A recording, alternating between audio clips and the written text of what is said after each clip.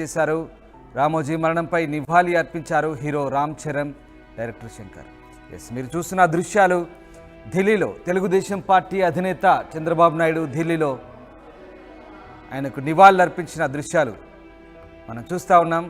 Telugu Desam party ఎంపీలతో కలిసి TDP అధినేత చంద్రబాబు నివాళులు అర్పిస్తున్న దృశ్యాలు మనకు కనబడుతూ ఉన్నాయి.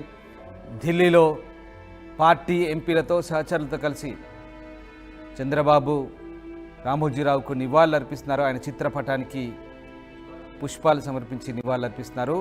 మధ్యాహ్నం 12:30 ఆయన నేరుగా రామోజీ ఫిలిం సిటీ వెళ్ళి ఆయన భౌతికాన్ని సందర్శించబోతున్నారు. ఒకసారి వెంకయ్య నాయుడు చేసిన ట్వీట్ ఎక్స్ వేదికగా చూద్దాం. ఈనాడు వ్యవస్థాపకులు ఆత్మీయులు రామోజీరావు పరంపదించారని తెలిసి విచారించాను. క్రమశిక్షణ, సమయపాలన, నిబద్ధతలతో అడుగుపెట్టిన ప్రతి రంగంలో వారు సృష్టించిన నూతన ఒరవడి ఆదర్శనీయమైంది.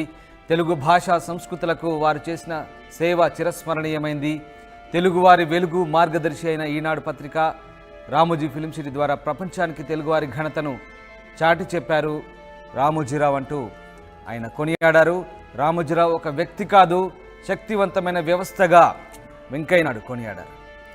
ప్రముఖులంతా కూడా